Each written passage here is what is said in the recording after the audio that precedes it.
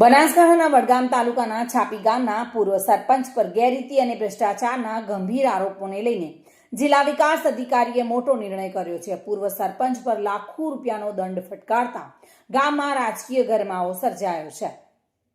બનાસકાંઠા વડગામના છાપી ગામના પૂર્વ સરપંચ ભરતભાઈ પટેલ વિરુદ્ધ 2017થી 18 દરમિયાન થયેલી અનુદાન ગ્રાન્ટની ગેરરીતિઓ સામે તાકીદ કાર્યવાહી કરવામાં આવી છે.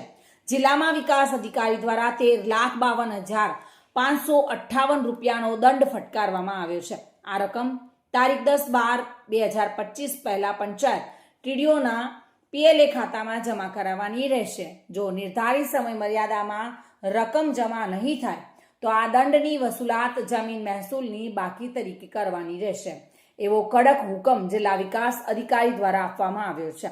આ ઉપરાંત પૂર્વ સરપંચ ભરતભાઈ પટેલ પર 35 લાખ રૂપિયાની સ્વભંડોળ ઉચાપત બાબતે પણ અલગથી તપાસ ચાલી રહી છે તેવી માહિતી સૂત્રો દ્વારા મળી રહી છે.